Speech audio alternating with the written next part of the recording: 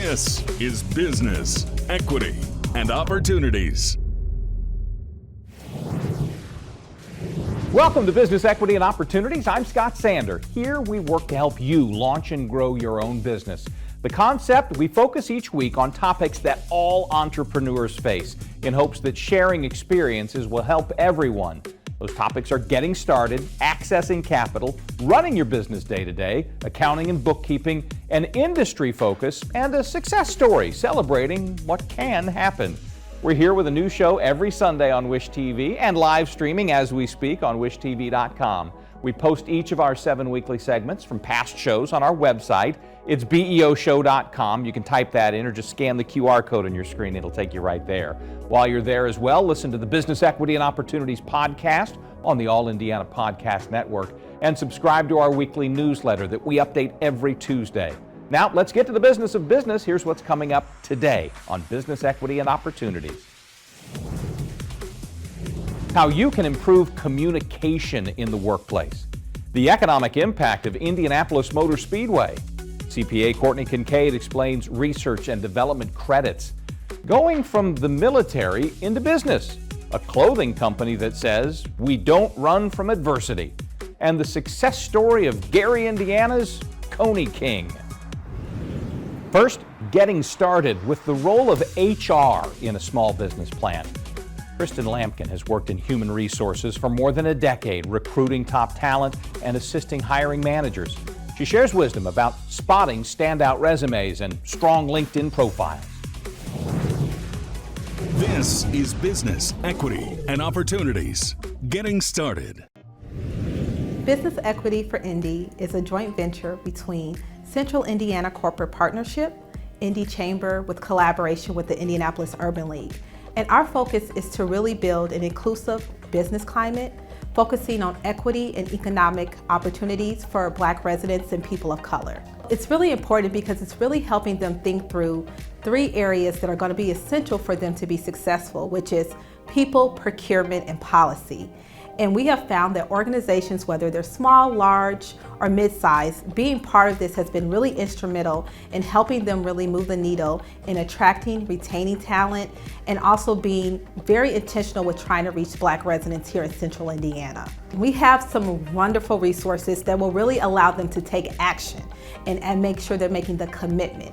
Because that's the biggest challenge for a lot of talent, those that are seeking talent, those that are trying to grow their business, is really having actionable things that they can do. And so we provide best practices, we provide resources, we amplify things that are already out there. Because often with small businesses, they're a team of one. So they don't have the ability to do a lot of things that a lot of large organizations are able to do. So we provide them with resources and partners like Employee Indy, the Ascend Network, and allow them to learn about how they can help them on their journey of finding top talent, being intentional with trying to support Black businesses, and looking at policies that impact the Black community and people of color. Any company that's in Central Indiana in the 9 regions, whether they're small, mid-size, or large size, and it's for free membership. But what they're doing is committing to action when it comes to equity and economic opportunities for Black residents and people of color. And so that's one of the things I'm always trying to share with anyone that I can talk with, because it's really allowing you to have resources to really allow your business to make impact, showing this internally as well as externally to the community that you are driving equity and business opportunities when it comes to economic opportunities. There's so many resources that are out there that people aren't aware of, like the Good Wage Initiative through Employee Indy and the Ascend Network. That's a great opportunity for organizations to make sure that they are being financially, making sure they're aware of the financial opportunities to grow their employees.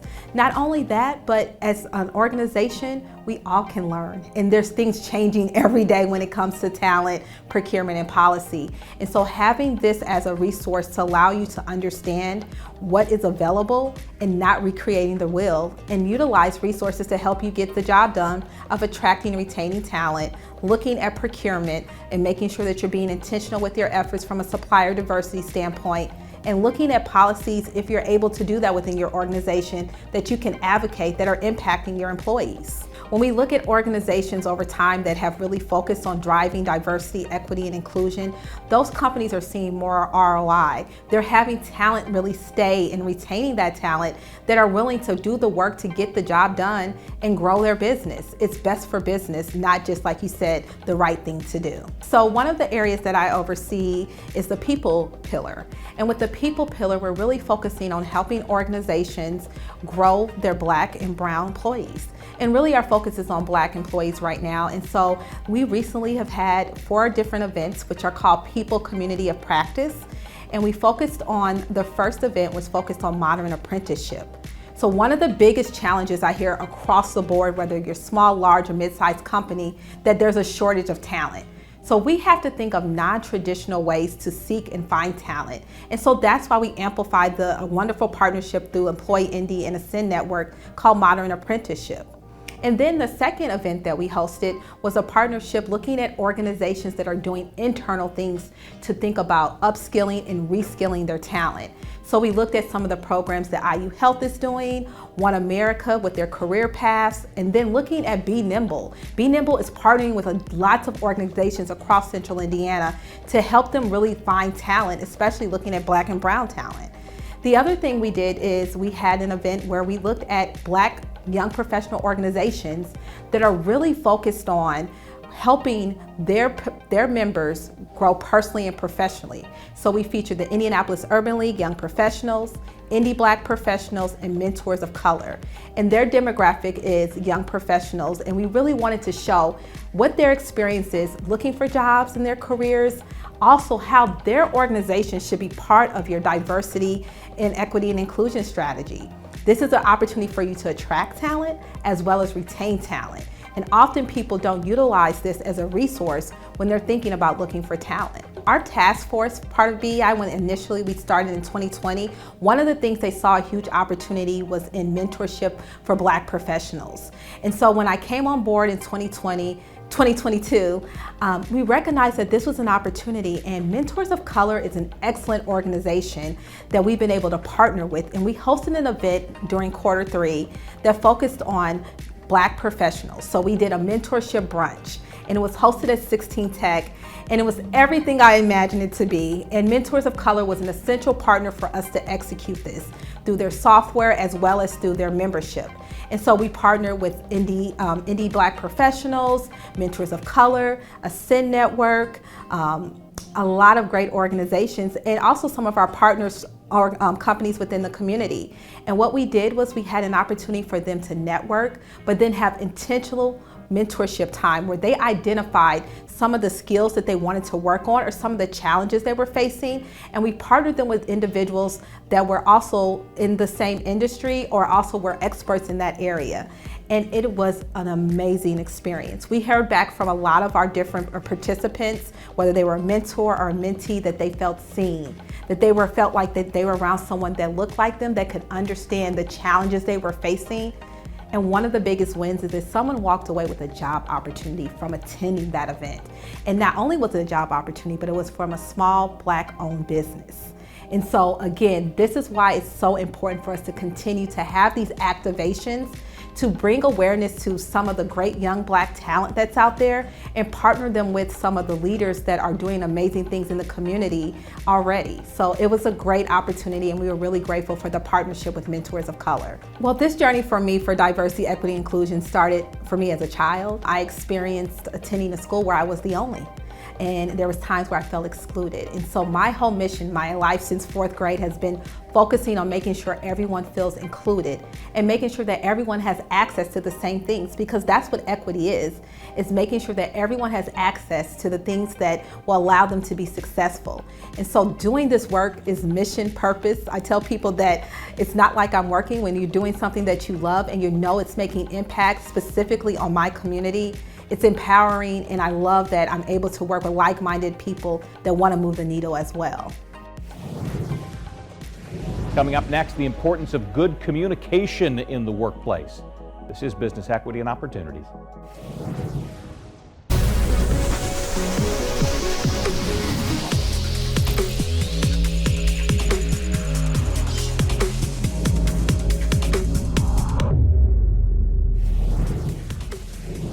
Welcome back to Business Equity and Opportunities. I'm Scott Sander. Time to talk about accessing capital. In this case, the human capital offered by the most important part of your business, your team. Trevor Bogan is the Regional Director of the Top Employer Institute. We asked him about the best ways to navigate hiring and leading when the workforce and its expectations are currently changing dramatically. This is Business Equity and Opportunities. Access to capital. You have to make it very person-centric. So you have to understand now that everyone is different, right? Everyone wants different things. They value success differently. They look at organizations differently. So that's the first step, is really learning about your people internally and what candidates are looking for. And once you do that, I think it's just really building out programs for it. So when you're looking to attract talent, you really need to live by your purpose. So if your purpose is well-being, we promote volunteerism, whatever, sustainability, whatever that is, you need to show that. So employees are no longer looking at what you are saying on your website. They actually want to see images of your company doing those things and living by that purpose. So that's going to help you attract talent.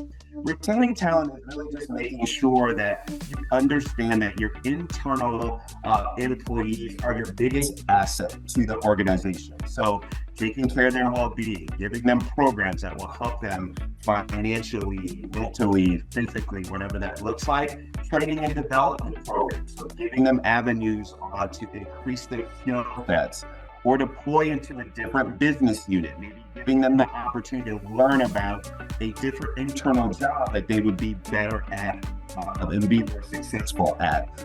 And then I think it just really comes down to just talking to your people. So really engaging with them, really understanding what they need and what it looks like, because that's going to get the buy-in, and that's going to help people understand that this is an organization that we really want to work for. We talk to HR professionals. We understand that it's a very important job with what they do. They have to deal with people all day long. And so what they do internally, the programs and initiatives and the learning, because everyone is evolving right now. People are evolving. And so when you can get into HR and really learn about your people, that is going to help. It is going to drive revenue, because what we're seeing is if you really take care of your internal employees, that productivity comes back to the organization tenfold. So that dynamic between what HR does with the people and the initiatives and programs that they implement, that goes a long way with those employees being more productive and driving more revenue for the organization. Now, HR is changing the world, they're changing lives. And they're a really critical piece of that, because as we look at organizations specifically as top employers, the ones that are really successful are always evolving with their HR. They're taking the data, the results that we supply them, and they're learning and using that as a tool to develop internally. Because at the end of the day, you know, when you don't learn, you're going to stay stagnant, right? So you have to continually learn, practice. It's okay to make mistakes. No organization is perfect, and that's all right too. But the organizations that are successful are the ones that really want to learn, and they understand what they did 10 years ago isn't going to work now. And so HR is a critical piece of that, because they have to deal with people all day long and make these really great decisions that can impact people's lives. So it's a fascinating time, but it's a great time to be in HR right now. If you'd like more information about this or any of our Access to Capital stories, go to BE&O show.com. We have links to everything. A little bit later, Courtney Kincaid on R&D, Research and Development Credit. Before that, gauging the dollars Indianapolis Motor Speedway brings into the state. Part of the week in business, and it's on the other side of this break.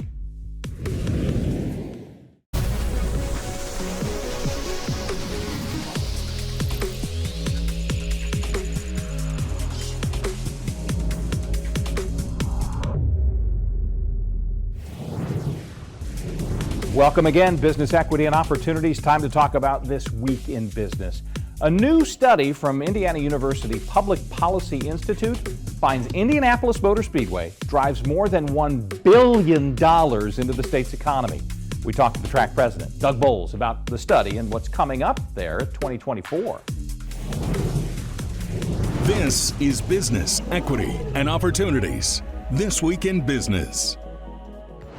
We hadn't done an economic impact study for over 10 years, and we felt like it was really important to do that because we get the question all the time, what does the Indianapolis Motor Speedway contribute to the community? And we were referring to a 2012 study, and we've changed our business model quite a bit from that period in time where we have so many other activities that aren't really public events, but do contribute to the community. So to do that was important to us, and when we saw that number was a little over $1 billion a year that the Speedway helps contribute to the Indiana economy, we were pretty surprised and actually pretty pleased to see that number come through.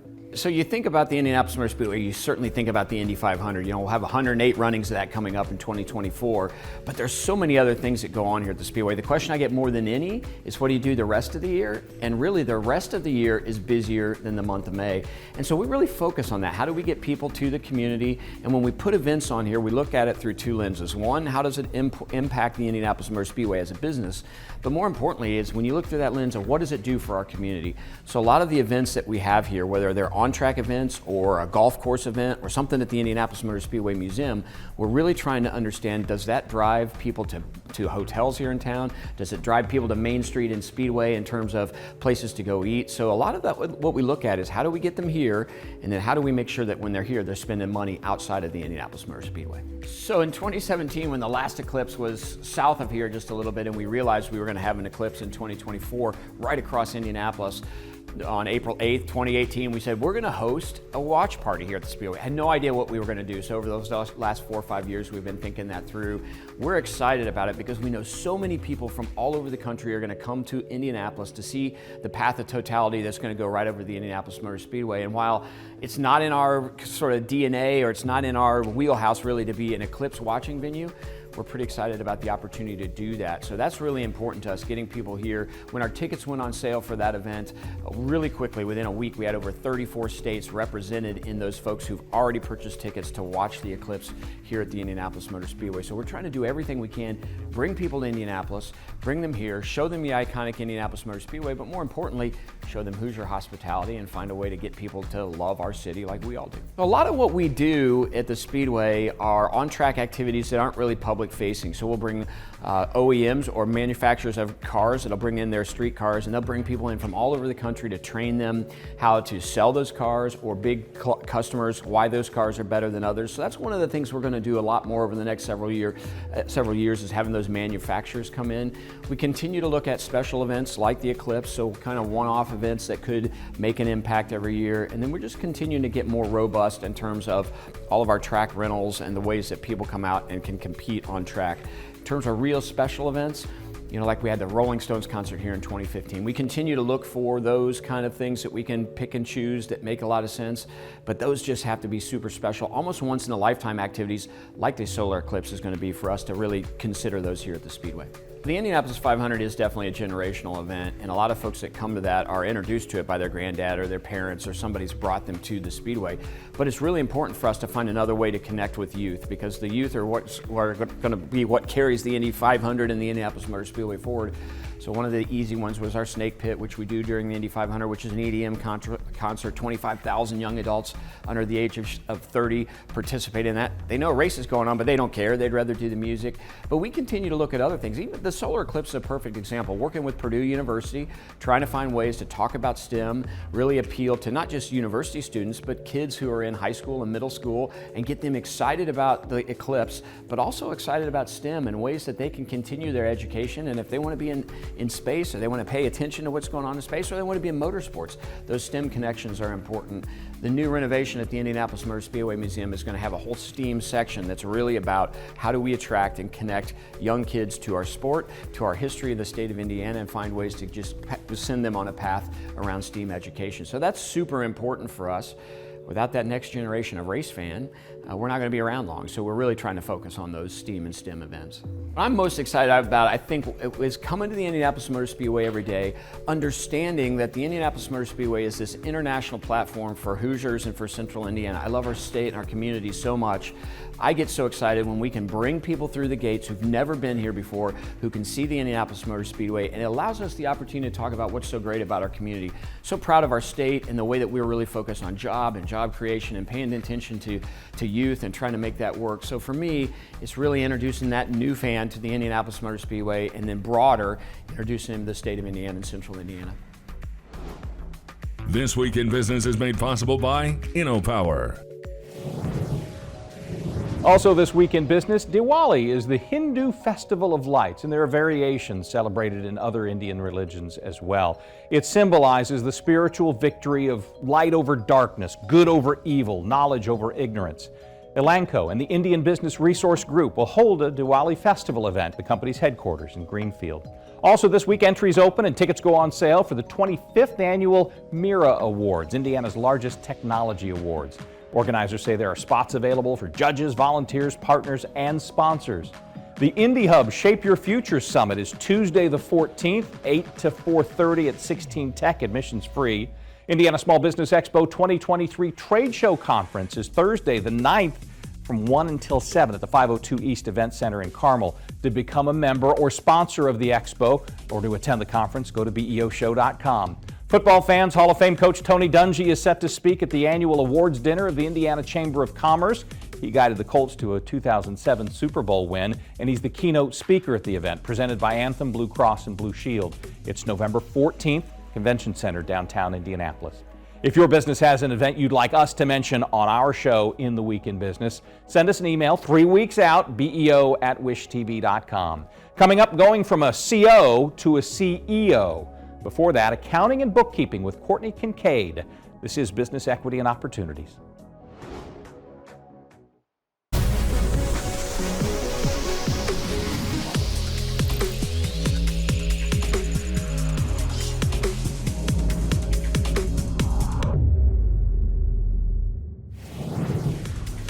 Welcome again. Time to look at accounting and bookkeeping. This week the topic is R&D, research and development, and how it fits in your books. Courtney Kincaid is president and CEO of the Indiana CPA Society.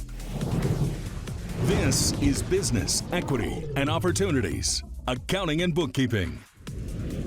When people think about research and development, they often think of Silicon Valley and the tax benefits that might be available to these large corporations and these really innovative leaders.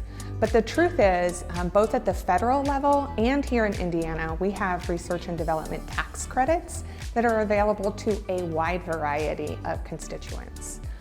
Research and development can be things that are related to technology or that you might traditionally think of as research, but also it's really invested in developing new processes and innovation in a wide variety of markets. So when you think about what it is you're doing to innovate at your small business or what you're doing to innovate as an entrepreneur, it's really important to talk to your CPA because there are opportunities that maybe some of the work you're doing could count as a tax credit underneath that research and development tax credit. CPAs are really good at helping you understand what qualifies. So that's the first step, understanding what qualifies. Not everything qualifies. Understanding also what's needed to support that credit, because that can be really nuanced and really difficult to understand and navigate. And the worst thing is getting all the way down the line and having it all, prepared and then not being able to support what you need to file. The other thing is sometimes your claim might be denied, and understanding why it's denied, and then maybe going through the process of saying, hey, I think something was wrong here. Let's figure this out together. Your CPA can help you to do that. When we talk about CPAs and what they're able to do, the third thing, obviously, that they do that immediately comes to mind is the calculation of what the credit would be, right? This can be difficult to do, and parts of the credit are for different activities, and so it's important to understand that. And because your CPA is your advocate in that area, they're able to provide, fourth benefit is, should you need any defense or an advocate in that area, they understand the nuance and they can help. As is the case with any tax credits, there are sometimes some predatory companies out there that will overstate the value of your R&D credits. This is really good reason why you rely on your trusted CPA to look at your full business picture, to understand what work you're doing so that they can adequately calculate that credit. As is the case, we talked before about ERC credits.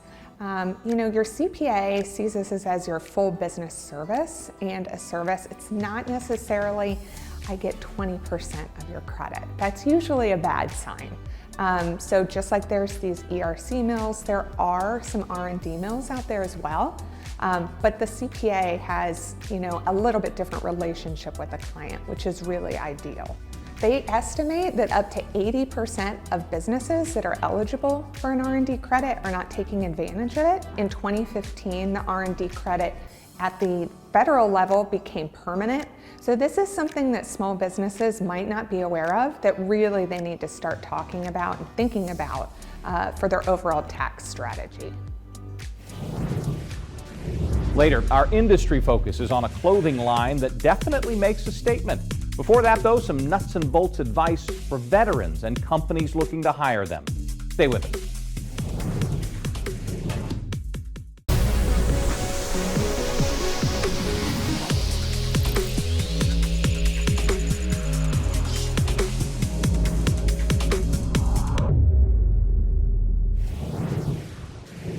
It is time on Business Equity and Opportunities to talk about actually running your business day to day.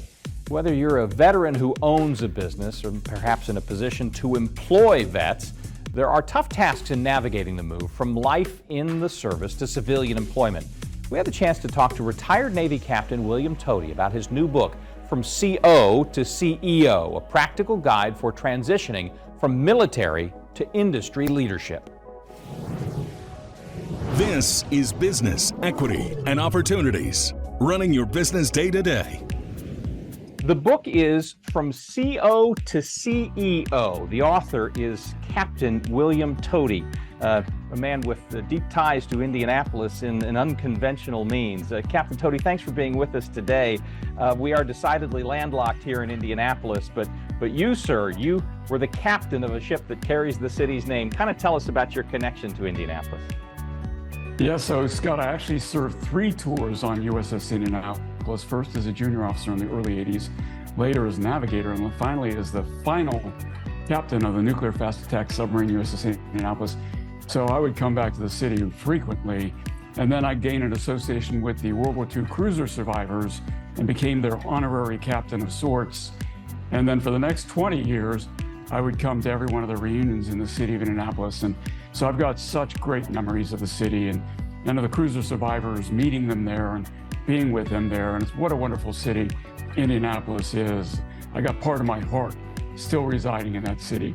Well, then I'm doubly pleased we're talking with you today. During that 20-year time where you were building that relationship here, you were also living out a civilian life after spending time as the CO, the commanding officer you referred to as a CO to CEO, leading a company in that way as well. So much of what you've written in the book seems to me to resonate to what our viewers, our very specific viewers, might be looking to do in their lives, take things in a new direction, in this case as entrepreneurs, business owners. As I put that to you, as you try to summarize so many good pages, what would be an overriding thing you'd want them to think about as they may be making the transition from either time in the military, maybe even career military, to this new chapter? Yeah, the book actually speaks to both the transitioning veterans and the employers who might hire them. Because one of the central themes that just took me a decade to discover after I joined the civilian industry is the military sets up their transitioning veterans for failure by teaching them wrong things as they're leaving the military. They want the military veterans to feel good about their service, so what they tell them is, your military experience is directly translatable to your civilian career. it turns out not only not to be true, but it's a major factor in the failure rate for 50% or so of transitioning veterans who end up leaving their first job within 2 years of leaving the military. So that was point number one. That's a point for both the veterans and the employers who hire them. And then point two is I try to teach the folks what they should have been taught as they were leaving the military, and the employers what deficiencies their veteran employees are going to come with when they join your company. Let's drill down into that a little bit. For instance, one of the sections in the book pointed out something that I never would have thought of. And that is, in your perspective, and correct me if I've misinterpreted this, but that some in the military can come out with a thinner skin than those in the private sector actually end up having. I think the stereotype is the military builds this tremendously thick skin. And it does in certain aspects. And what I'll tell employers is that if you get a veteran who transitions well, you're never going to have a more loyal, in the military we call it embrace the suck. People who can put up with really tough conditions than those veteran employees. The problem is the thin skin you're talking about is nobody leaving the military thinks that their leadership skills might need some work, right? And then, because everybody who leaves the military thinks that they're great leaders. The problem is their leadership skills that they developed on active duty may not reflect well in civilian service. In fact, I like to joke with my active duty friends, leadership is hard, but it's even harder when you're leading people who can actually quit. I never had that problem on my submarine. My sailors might not have liked my guidance, but there was no place for them to go. Yeah. In private industry, of course, if the military veteran doesn't lead well, his employees will leave in droves, and that's going to create great problems.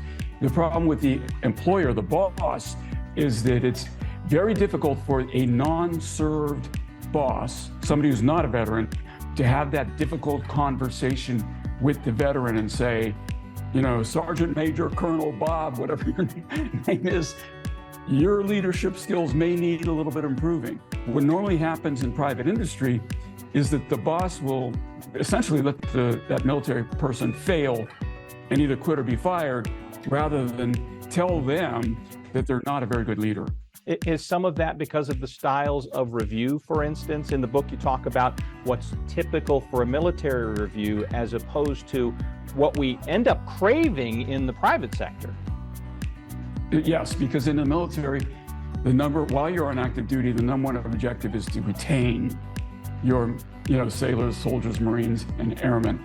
So what you do when you do your performance reviews is you kind of give them they're almost puff piece for performance reviews. You build them up.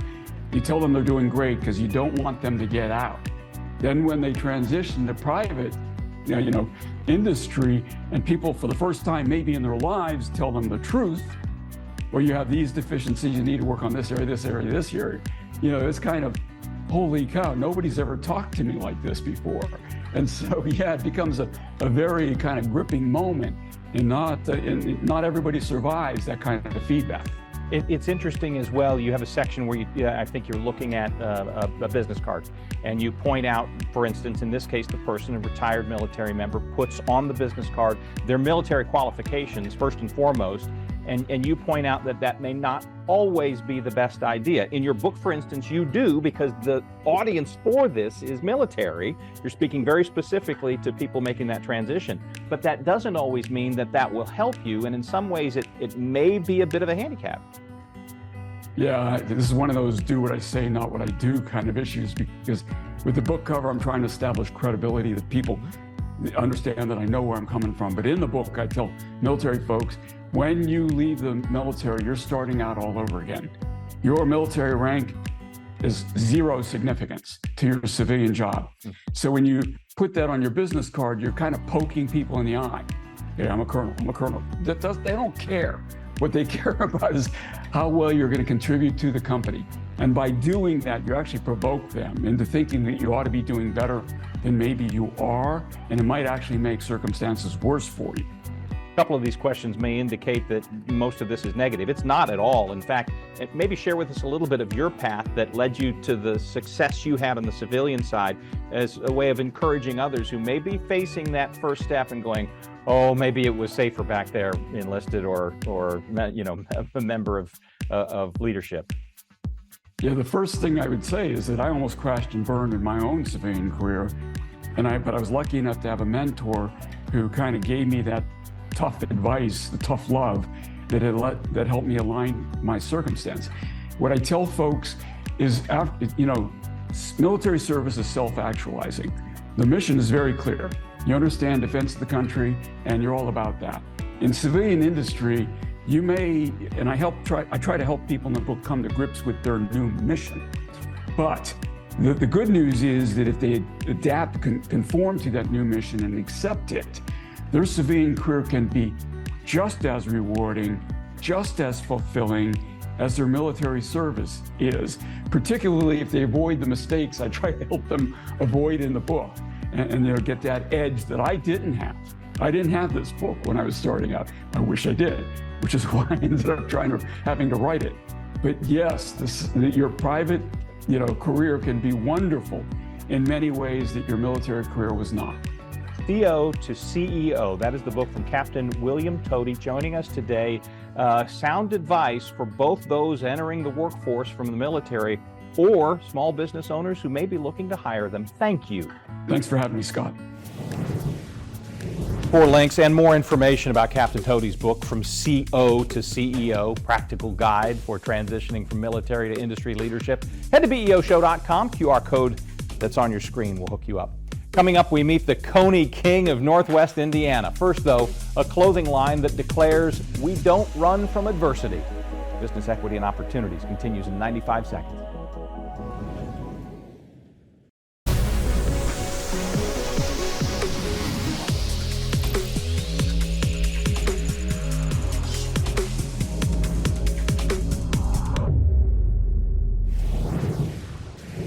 Industry focus time on Business Equity and Opportunities. Today on a clothing line that's more than just a fashion statement. It's a lifestyle brand that makes a statement.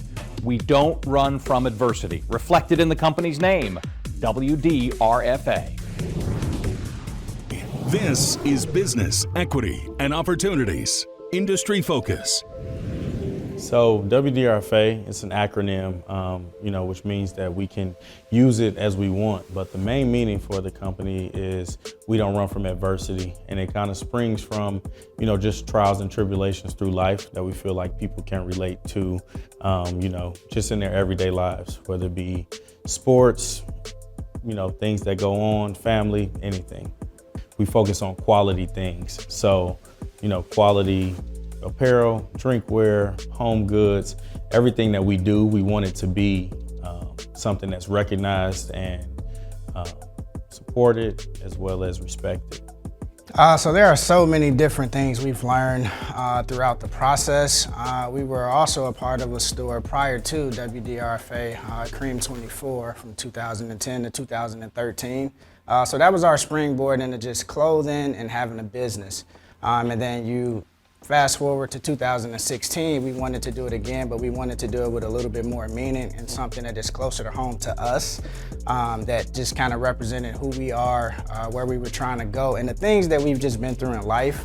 So WDRFA as an acronym is a cool way as a conversation piece. People always ask, well, what does it mean? And then when we say the meaning, we don't run from adversity, there's an instant connection because everybody can relate to some sort of adversity, whether it's life, whether it's job, you can relate to adversity. So it's a representation, a walking representation of who we are and who we aspire to be, because we're always trying to get better at handling adversity. Having a business, sometimes you have to go through adversity. Not sometimes, most times you're gonna go through adversity. So it's just a walking representative of who we are. Everything is a collaborative approach. We meet, we talk daily, we source, do research, and then we work with different graphic designers and things of that nature, just so we can, have a tree to our business. There's been times where we focused on everything from marketing to designs to rollout, but we learned that, some things that you aren't great at, it's okay to outsource as long as you know how to communicate effectively to get the things that, you want, just like, the hoodie that I'm wearing. we can't create this, mascot that we visualized, but we understood that and we outsourced it. So we work on everything together, but then the things that, we are better at, we focus on. The things that we need to outsource, we outsource. We've been around since 2016, and our main goal when we came around was to learn from, mistakes of past businesses and say, okay, well, let's go online. We won't have as much overhead, but we'll still be able to create things. We can get things out, and we can just pay fees to be online opposed to depending on rent every month. So we've been online since 2016, 2017, and we would do pop-ups around the city. So we worked with different coffee shops like Commissary, Needhammer. We've done things at different art galleries just when we released different collections. But us coming into the Stutz, it was one of those things where we weren't even looking to have a physical place because we've been doing great, 5-6 years already. But with Startup 317, we had the opportunity to come into the space and kind of be the springboard to the program that they're launching here of, letting different retailers be in the building. And with us always shining light on new places and different things for people to do, we felt like it was the perfect marriage of us coming in. Interestingly enough, success brings more headache because now you have to really know, right, what's coming or what's the next step. Because if you come in and you don't do well, then we're done, and that's okay. But if you do extremely well and we have an expiration date, now we have a lot of conversation. So it's a constant conversation between us on, what is the next space that we will look into long term? Are we gonna go wholesale? Like, how do we kick back up our online? Because that's been sustaining us for the whole time that we've been around. So I think we probably have a three-headed monster that we're looking at, but as we get closer to our expiration date here, we'll reveal those things. One of the main reasons of us being here and really accepting the opportunity is, we would do pop-ups a day or 2 days at a time where people could come by, they can see, touch, feel, smell, all of the different things that we offer. But with us having as broad of range of things that we do, and with us being able to reach new customers now that we're at the Stutz, it's a great opportunity for, when we aren't here, when our online is, back up, whether we go to another physical location or not, people know the quality of our pieces. People know the smell of our, scented candles. People know that we work with, great leather and we do a lot of American-made things. So just the familiarity of people being able to come in and, know who we are, but also know the brand and understand that we're trying to provide something, or we are providing something of great quality around the spectrum, is one of those things that we just always want people to keep in the back of their mind when they shop with us. Industry Focus is made possible by Circulus Digital Media. If you're interested in starting a business and would like to revisit any past segment that has been on this broadcast, they're all at BEOshow.com. Feel free to share those segments with family, friends, potential business partners through Facebook, LinkedIn, Twitter, email. Go to BEOshow.com. You'll find the video, and then there are buttons right underneath it. Use those to share. It's that simple.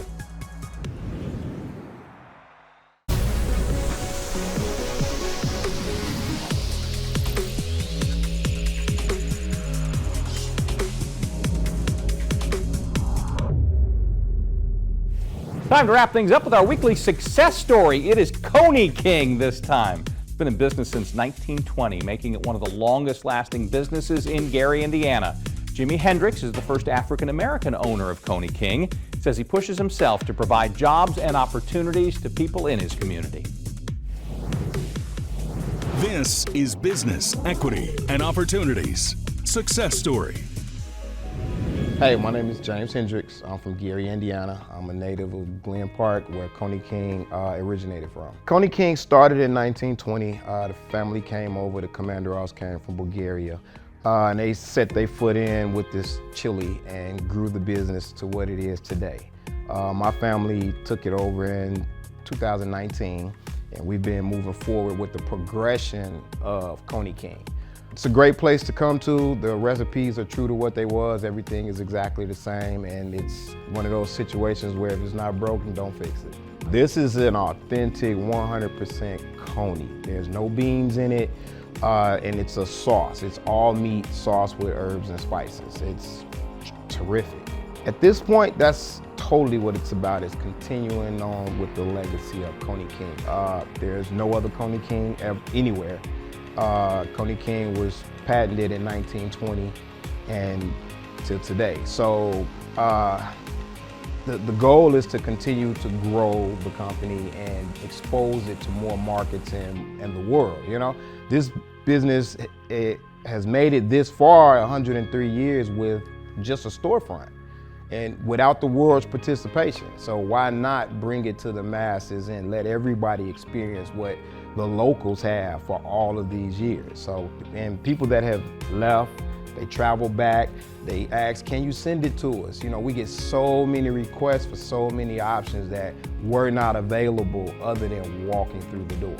As of right now, we actively participate in the community with back to school drives. I have a barbershop next door as well. So we intertwine and always give back to the community, you know. And moving forward, it just takes everybody's participation to continue to grow. So everybody is from right there.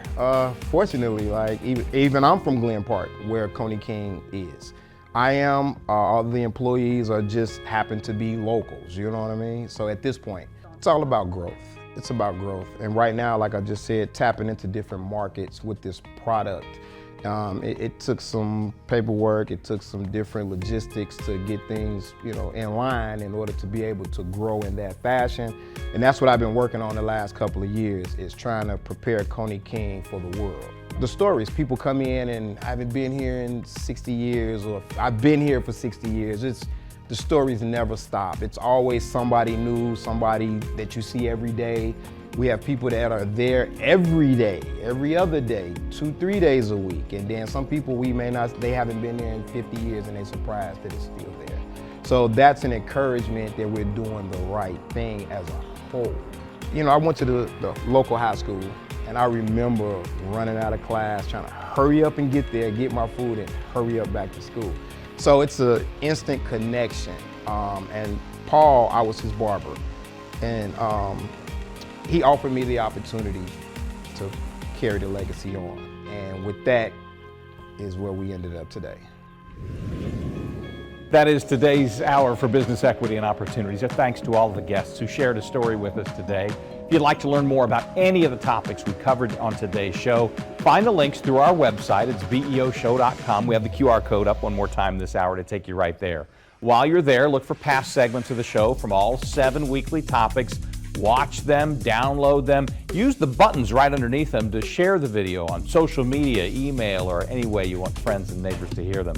Listen to it and subscribe to our Business Equity and Opportunities podcast. Sign up for our newsletter, and we'll update it every Tuesday. We always do. And if you have questions or a success story of your own to share, we want to hear it. Send us an email at beo@wishtv.com. For now, appreciate your time. We'll see you next week for more Business Equity and Opportunities. Have a great day. Business, Equity, and Opportunities, made possible by InnoPower, Bose McKinney & Evans, Gemco, Fifth Third Bank, and Indiana University, Indianapolis.